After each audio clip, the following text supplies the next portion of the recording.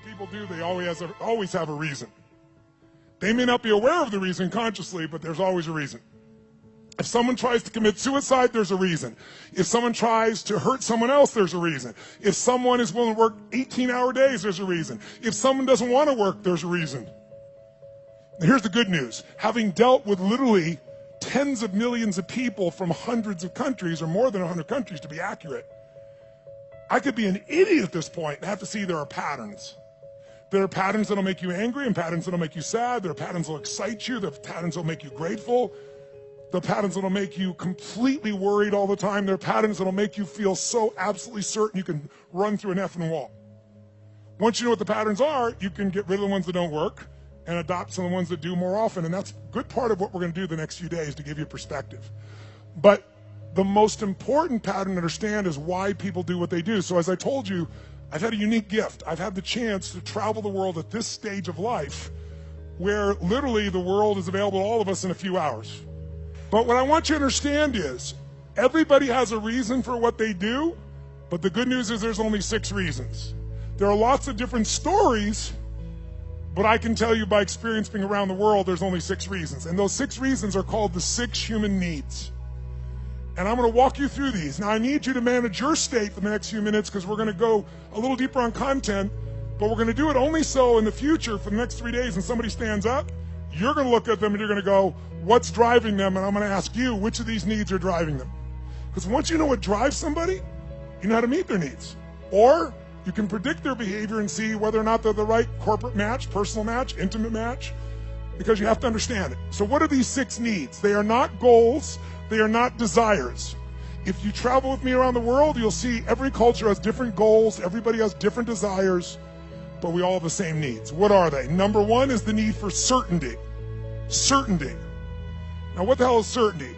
Certainty is a survival need. We all need to feel certain that we can avoid pain and that ideally we can have some comfort. Why? Because continuous pain would mean continuous damage. Continuous damage eventually means death. So the need for certainty is built into every human being, and I'm going to show you now in the next few minutes, if you stay with me, and I really need you to, so make sure you sit up in your chair and focus on this area, because after this we're going to kick in gear again, but right now you got to take this in. It'll be so valuable, not just for this weekend, but for your life. All human beings have the same 6 needs, so why do we behave differently? Because the only thing different in people is 2 things. We all have the same 6 needs, but we don't value them equally. Some people, certainty is the number 1 thing they value. And if they're certainty driven and you try to change anything, they freak out. They get fearful or they get angry or they get pissed off because what matters most to them is keeping things the same way where they feel like they're in control.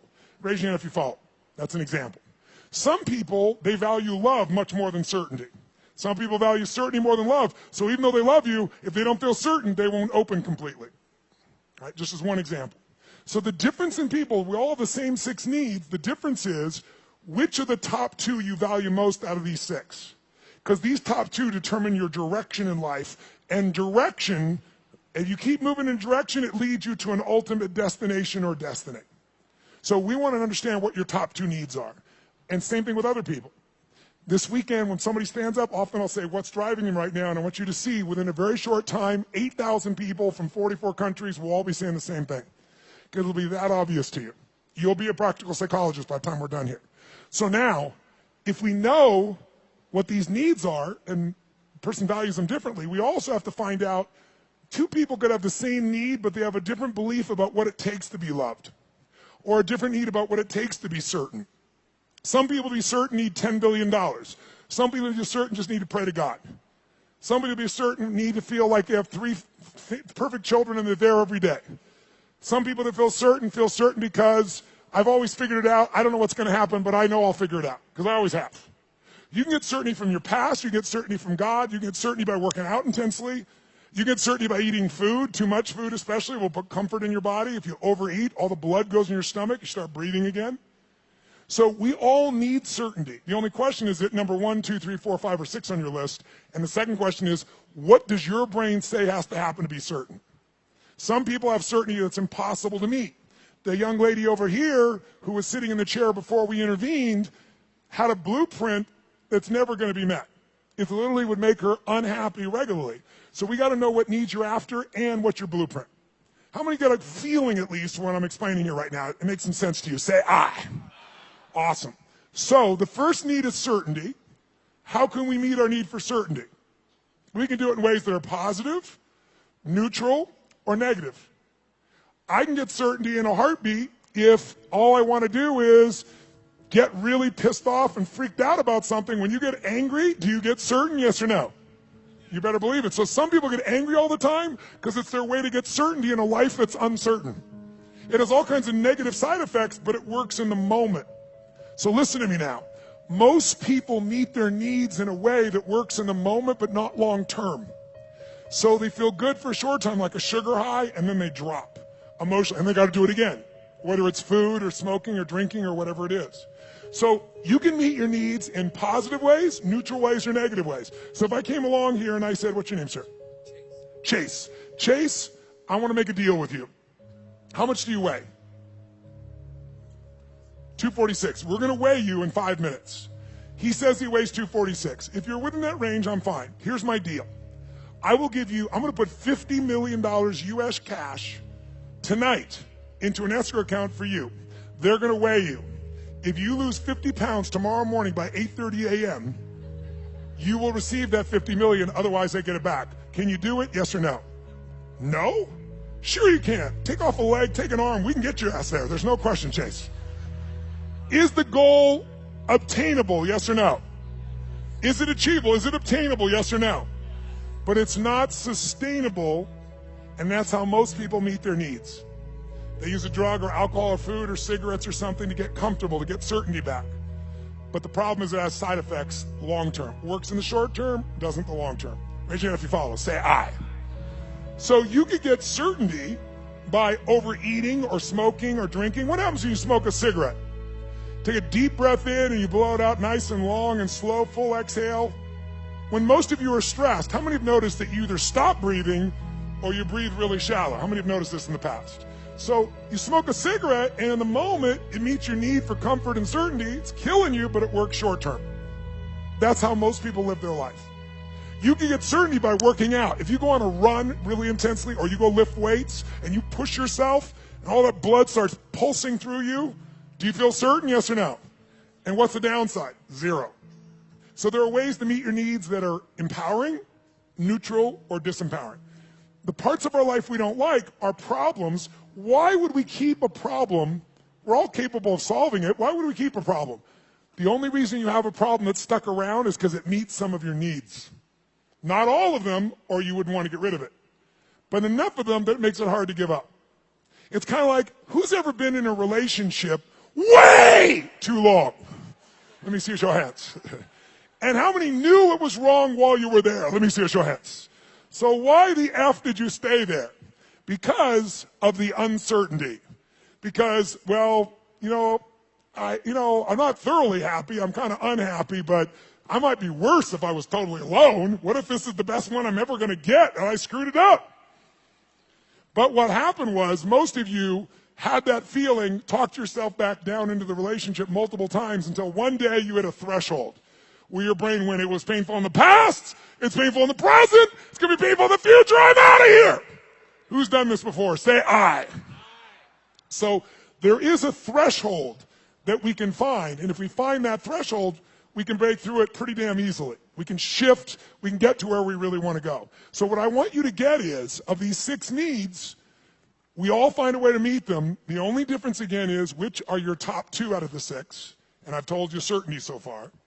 And what are your beliefs or rules, or what's your blueprint on how to get that? Her blueprint was please everybody, which is impossible, so it won't work. Raise your hand if you follow. Okay? So let's take a look. What's the second human need? Well, first of all, you can get certainty in so many ways. You get certainty by praying to God. You can get certainty by doing a ritual the same way every time. You can get certainty by lowering your expectations, saying nothing ever works, nothing ever will, everybody screws things up. You'll lose your dream, but you'll gain your need. By the way, jot this down.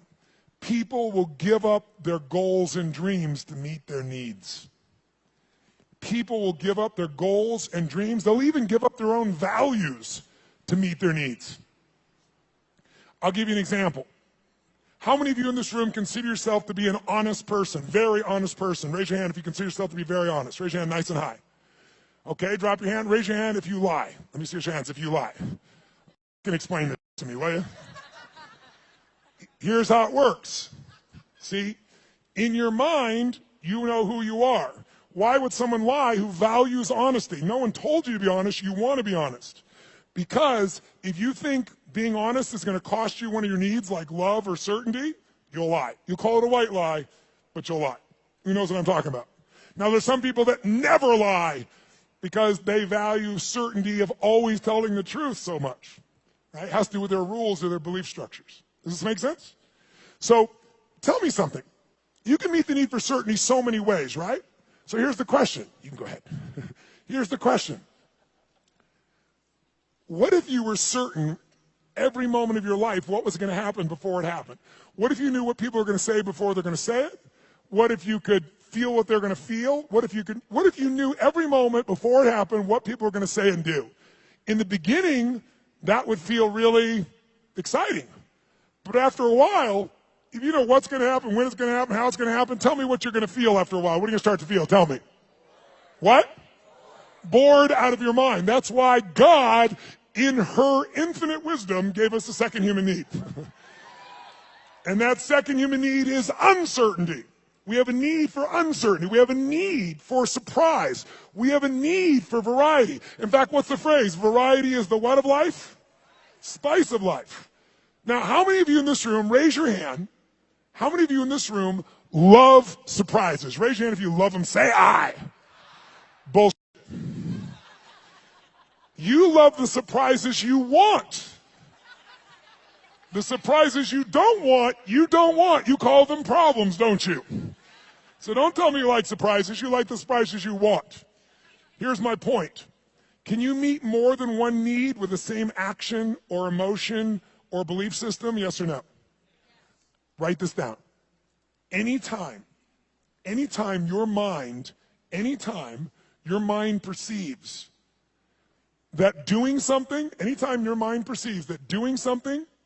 believing something, or feeling something meets at least three of your needs.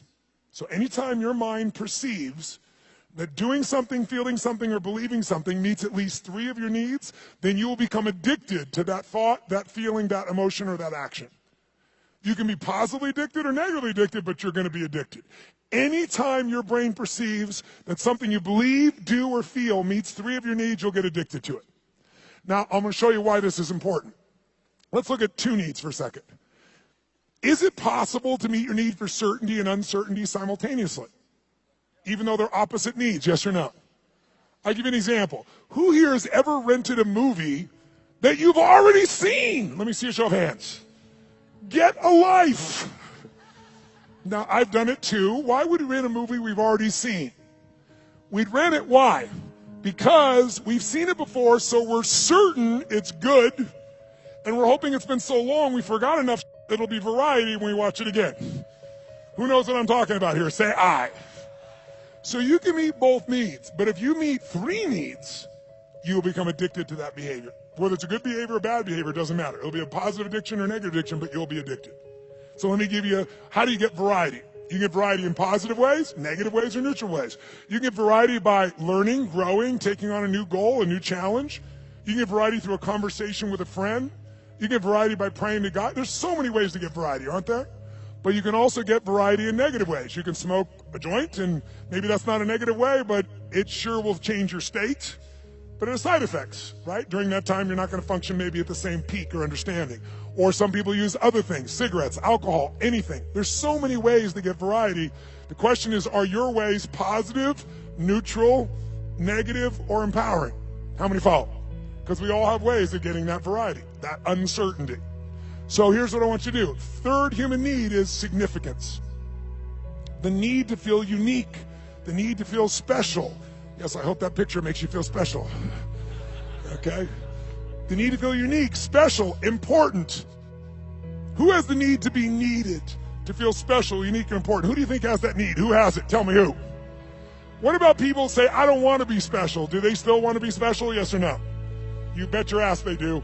Thou protest too much. Now, they don't want to be so special that you attack them. They might want to stay undercover, so to speak, but they still want to feel special. They want to feel unique. They want to feel needed. They want to feel important. So there are lots of ways to feel special.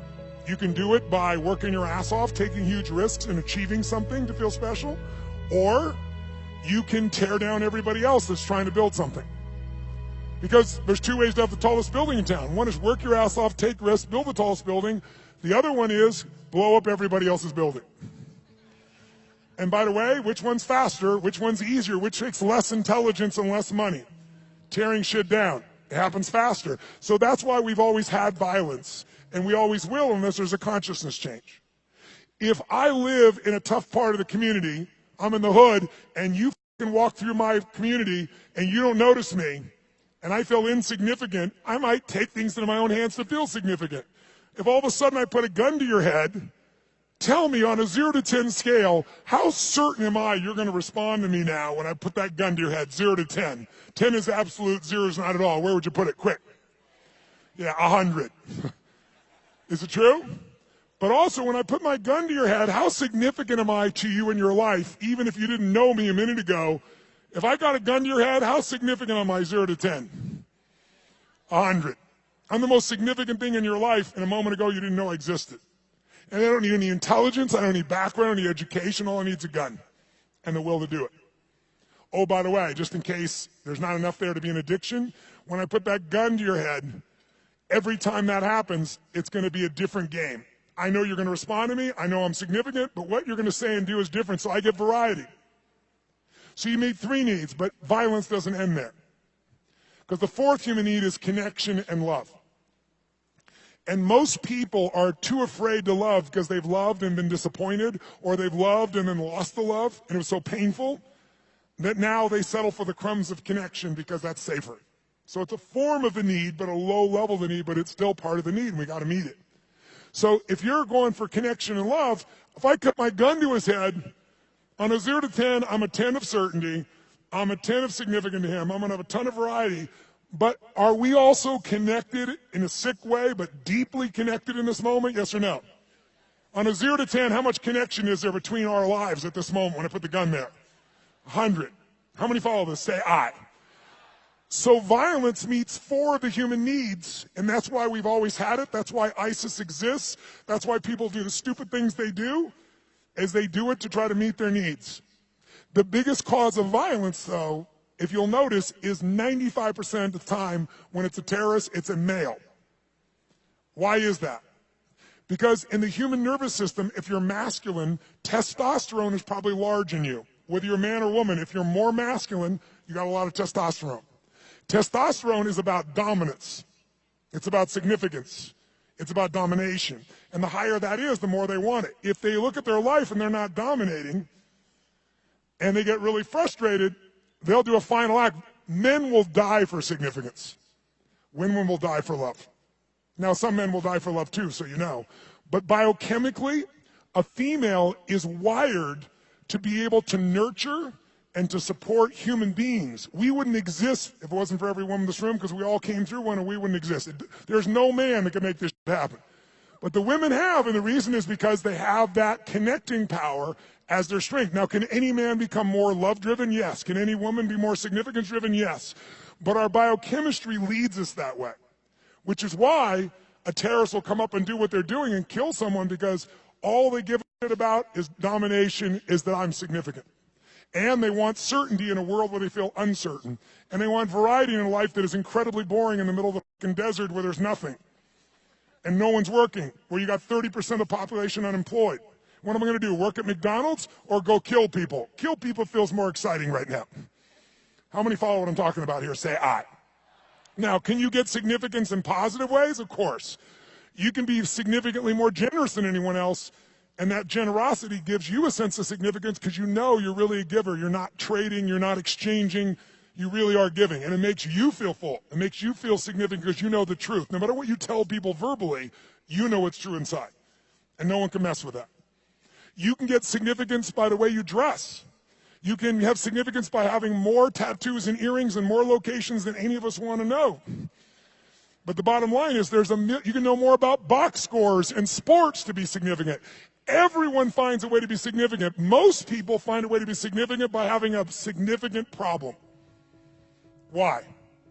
Because if I'm really successful, you might like me for a while, but after a while, most people get annoyed with someone who's always happy and successful. Yeah, easy for you! Who knows what I'm talking about here? Raise your hand. Right? But if you got big-ass problems, who's going to be upset with you? You're not competing with them. So you have huge problems, you go, oh, I understand. But if you're doing really well, it's like easy for you. So most of us unconsciously learn to create big problems as a way to connect because it's the safest way to connect and not be rejected. Some of you do it like she does by trying to please everybody all the time. Thinking if I please you enough, then you'll come to me. You'll give me what I'm really wanting too, which is what she wants. But it doesn't work that way. It works sometimes, but not all the time and not even the majority of the time. How many follow here? Say I. So we have what needs so far? Number one is, nice and loud, number one is certainty. Certainty you can be comfortable. You can avoid pain. You can survive. You can be comfortable. Second human need is the need for uncertainty. Also need for variety or surprise. What's the third human need? The need for to feel unique, to feel special, to feel important. Who has that need? Who has that need? Everyone. And the fourth need is the need for connection, and most people settle for connection because love is too scary, because they loved it was so wonderful and it went away and they don't want that pain anymore. So they want love, but they settle for connection. So if you can't get love or connection anywhere else, buy a dog. Don't get a cat, they're independent, get a dog. Is it true? You can be the dumbass owner, you can not even feed them, you can leave for 5 hours, you can leave for 5 minutes and it's like you've been gone for 6 months, they're so excited, right? So anyone can feel connection and love. You can do it through prayer, you can do it through good gifts, you can do it by dressing special, you can do it by having big problems. The only question in life is not whether you're going to meet your needs. The only question is how. And is it obtainable or sustainable? Is it empowering, neutral, or negative? And if you want to change your life, willpower never lasts. But when something meets more of your needs, it's effortless. If you want to know what the biggest addiction is in our culture, it's not alcohol, it's not some form of prescription drug, it's not an illicit drug, it's problems. Because problems allow us to try to deal with our deepest fear that we're not enough and we won't be loved by saying it's not me, it's this problem. It's just that I have ADHD, it's just that I've been through this, it's just, so most people meet their needs through problems. Unfortunately, they don't meet their deepest needs, because up until now, we've described the first 4 needs, which are the basic needs of your personality. But everyone, by the way, finds a way to meet these first 4 needs. Even if you have to lie to yourself, if you got to work 20-hour days, you will find a way to meet your need for certainty, uncertainty, significance, even if it's just you have worse problems than anybody else, connection to yourself, you will find a way. But the final 2 needs are the needs that create fulfillment, and they are the spiritual needs, not religious, but spiritual. The 5th human need is growth. We've already said it. We grow or we what? There's no way around it. If your business isn't growing, it's dying. If your relationship isn't growing, it's dying. There are no plateaus in this life. Who's with me here? Say I. So growth is life.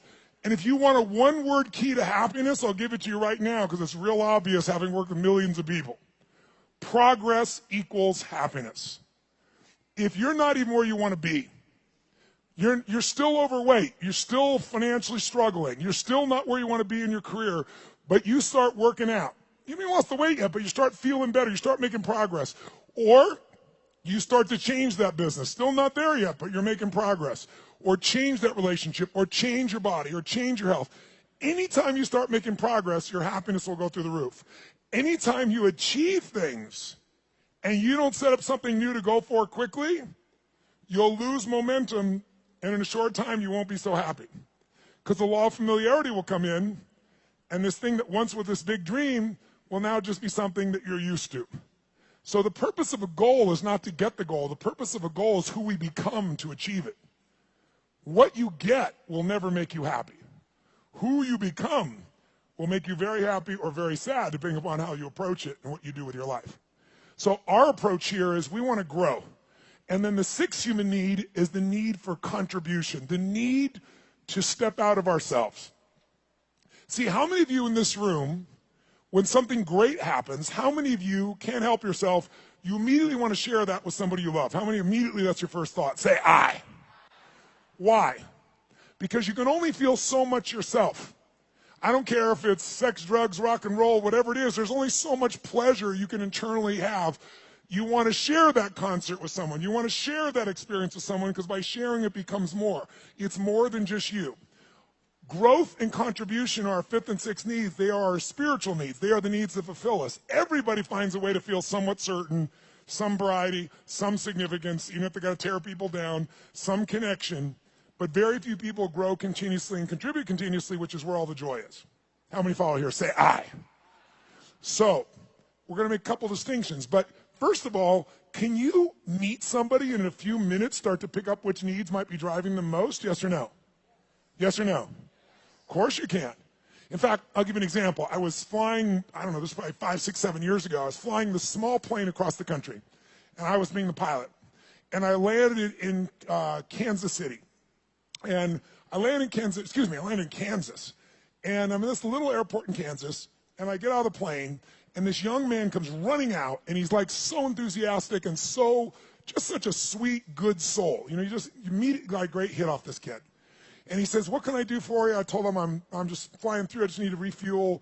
He goes, how much do you need? I said, just fill her up. He goes, no problem. I leave. As I leave him, come around the plane to walk up the steps to go into the FBO, the fixed-based operation where I'm stopping for the moment, I'm going to go up and use the facilities, and there's a young girl sitting on the stairs here, and she looks really intense. She's gothic, you know, that goth makeup. She's got, I don't remember the exact number, but like 15 earrings on one ear, one through the nose, really intense-looking little character.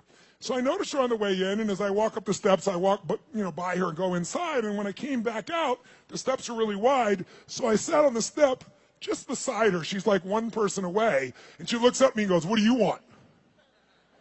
I said, what do you want? She said, nothing.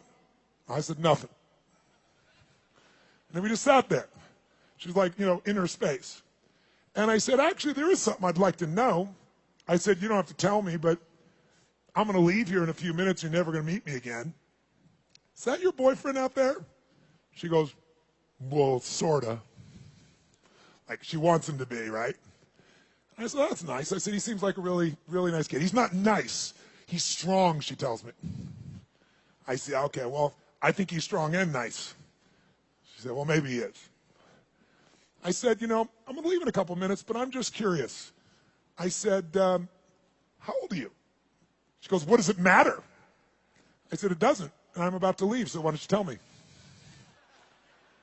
She said, I'm 13, and I about fell over. I mean, this girl, 17 would be the youngest I put her, totally made, makeup made up in every detail, right? So I'm like, wow. She goes, are you surprised? I said, yeah, I'm really surprised.